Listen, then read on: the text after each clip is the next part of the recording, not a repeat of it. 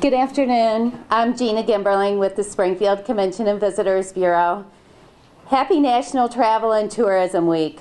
What a perfect time to announce the 5th season of the History Comes Alive program. This program would not be possible without the cooperation of several hospitality partners with us this afternoon. On behalf of the Convention and Visitors Bureau, a sincere thank you for making History Comes Alive a success. Speaking today, we have Mayor Houston, Amy Martin, the Director of the Illinois Historic Preservation Agency, Jen Holzel, Director, Illinois Office of Tourism, and Sarah Watson, Executive Director with the Looking for Lincoln Heritage Coalition. Mayor Houston?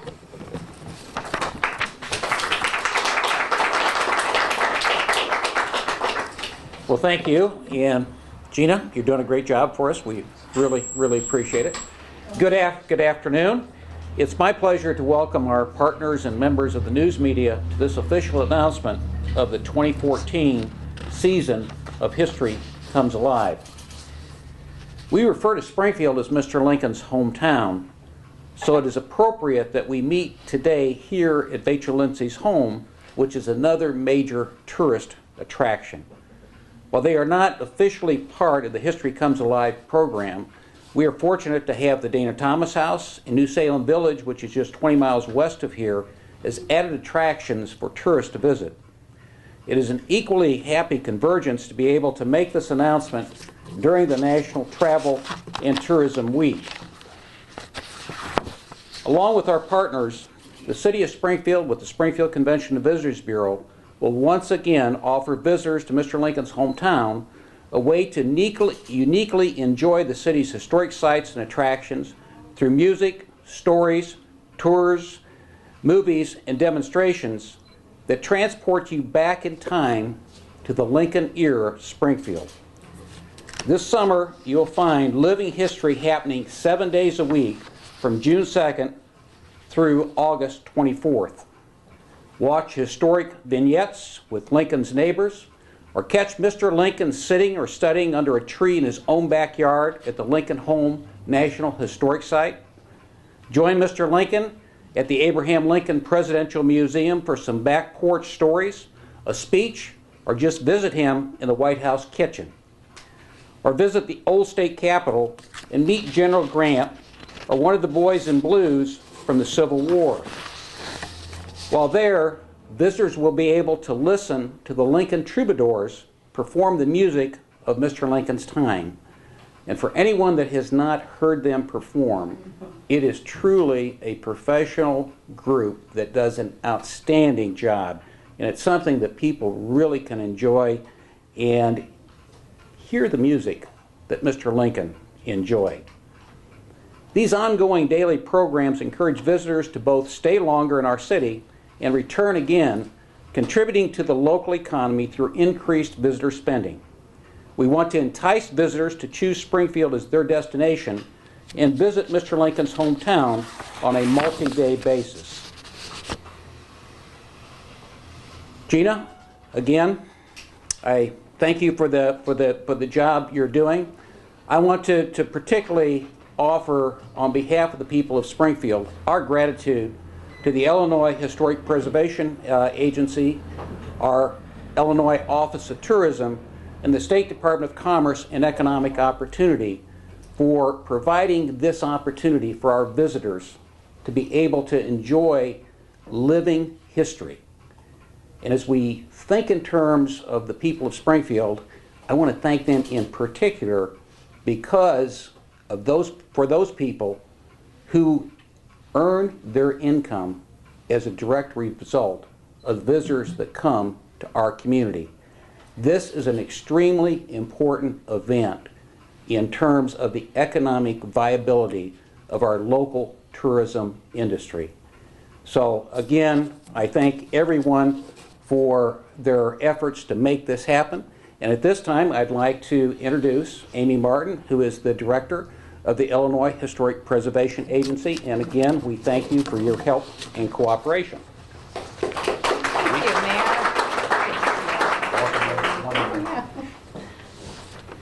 Good afternoon, everyone. I'd like to thank Mayor Houston for that nice, warm welcome. It's great to have all of you here at this state historic site. And on behalf of Governor Pat Quinn, I'd like to welcome you. It is so important for us to have partnerships like this and with cooperation of our friends at the local CVBs and the Illinois Department of Tourism and Looking for Lincoln and the City of Springfield. It's great to have the History Comes Alive program here again. The History Comes Alive program welcomed over 10,000 visitors last year to the Springfield area, and we hope to even do better this year.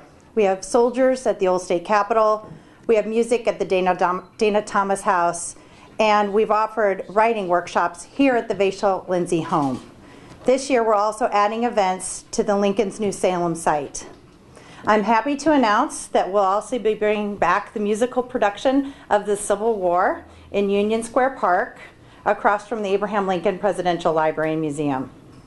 Governor Quinn and the Illinois Historic Preservation Agency are committed to doing everything we can in Springfield to see more people come to our location this summer. Thank you, and I'd like to now introduce Jen Hosel, the Deputy Director for the Illinois Office of Tourism.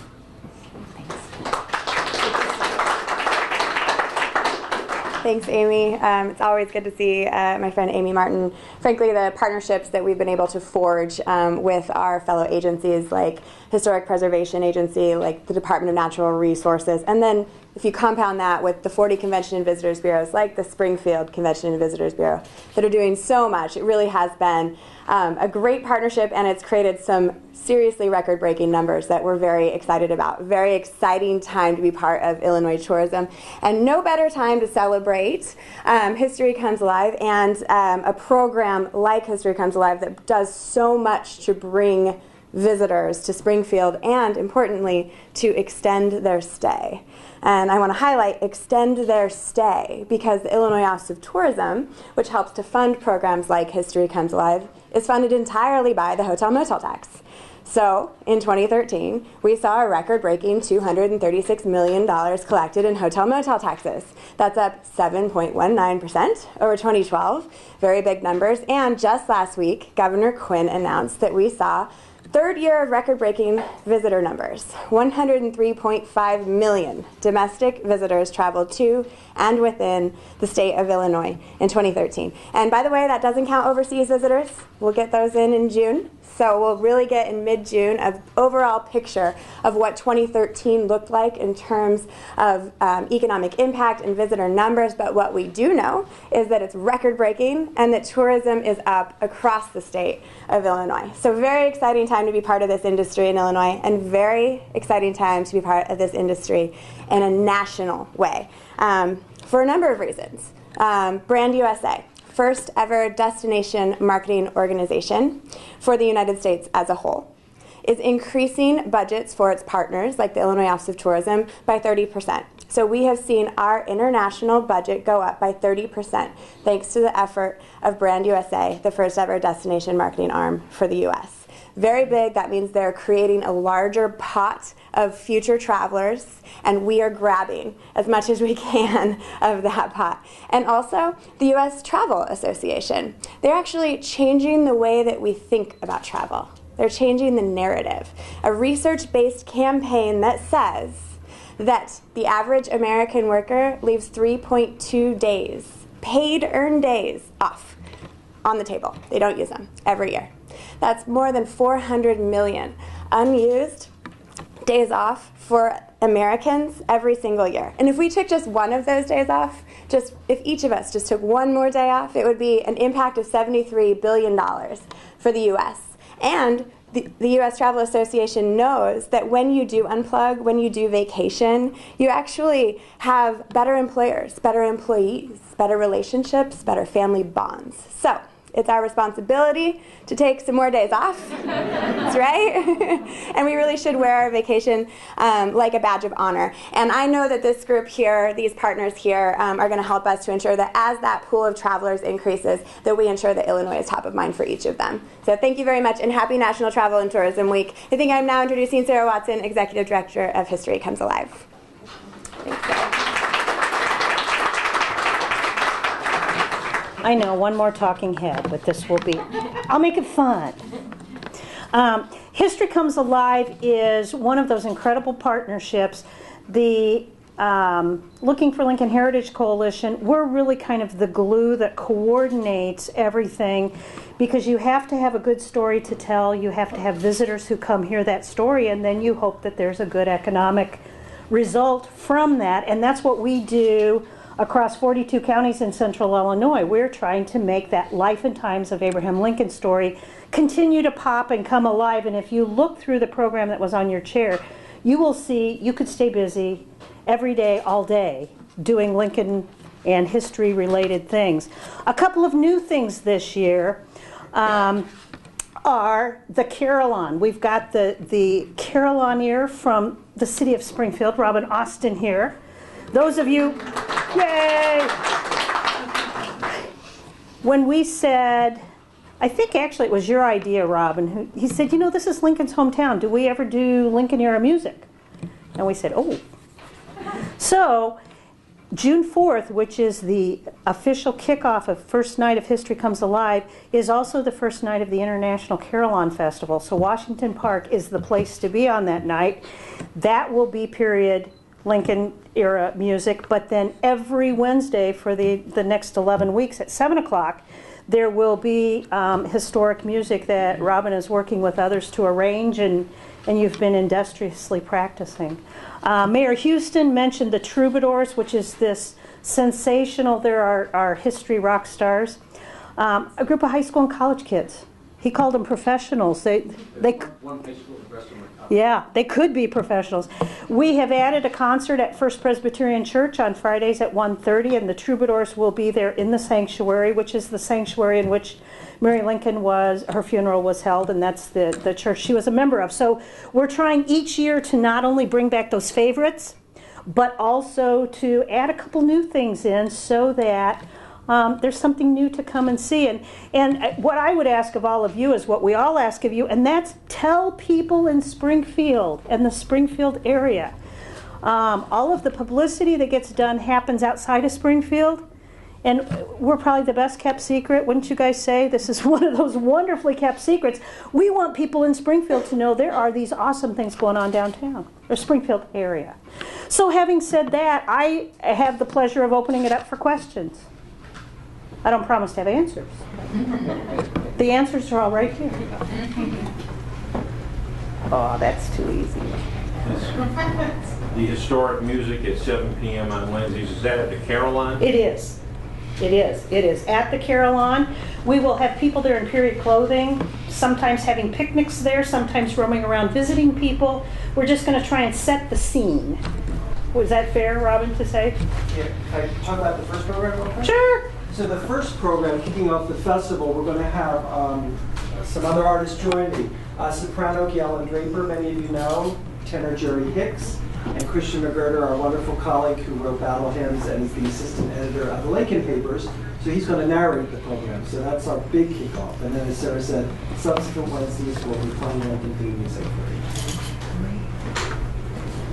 you. Are some of the reenactors from local theater companies, or where's the the pipeline for that coming from? Justin, where's Justin? That might be, or Laura. Do you The want to? pipeline for the Lincoln Troubadours is our own community. So those are high school and college students that grew up in Springfield and come back to be our ambassadors during the summer.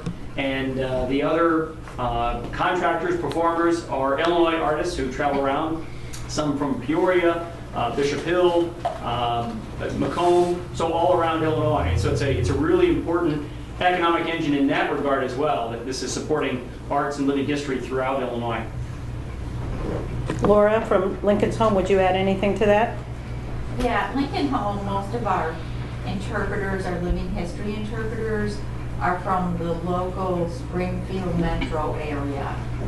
So we're employing people who are residents of Springfield or the surrounding area for the most part. And Justin has one more. And we would be remiss if we didn't mention the phenomenal contributions of Fritz Klein, Springfield resident, who for many years has brought Lincoln to life for countless individuals. He is a pillar of our program, and while we like to collaborate with many reenactors who portray Lincoln from around Illinois, Fritz is certainly at the forefront of everyone's mind and has become in many ways the image of History Comes Alive. So we want to thank him especially. And you know, that makes me think I forgot one other significant thing. We are bringing history to life at the fair this year. We looking for Lincoln and Historic Preservation and Office of Tourism and Department of Agriculture are all working together to bring the same kinds of living history events and opportunities to the state fair, the full 10-day run of the state fair, as we're going to have on the streets of Springfield this summer. So what we're trying to do is just keep growing this and growing this, because we know history becomes more and more fun the more alive it is. Is that presence of the fair new for this year? The presence that we're going to have is a little bit new. Last year, Looking for Lincoln and Historic Preservation were together inside the Illinois building, which was wonderful but very limiting in terms of space. So this year, we're expanding that, and we're going to be all over the lawn of the Illinois building in addition to being inside the Illinois building. We'll have Lincoln there all 10 days, and he will be making rounds, and he's like a rock star at the fair. I bet he had his picture taken 10,000 times last year. And people incredibly respectful. It was just, yeah. He's a pretty amazing character that we want to continue to emulate and keep alive.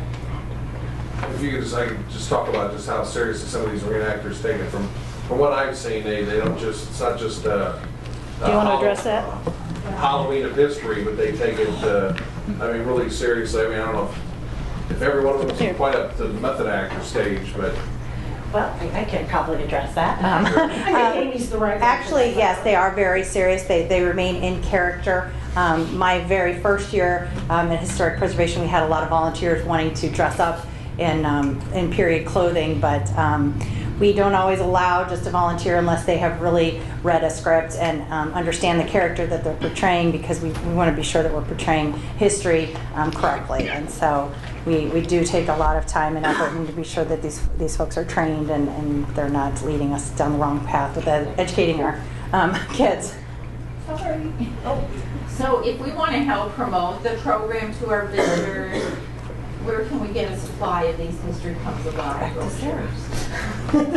Gina. I'm just. We're all taking turns. Yes. I don't have to answer the questions. I just have to know who knows the answer. We have them available at the Convention and Visitors Bureau at 109 North 7th. So if you need a supply for any of your sites, just feel free to come down or give us a call, and we'll be happy to drop them off. Okay.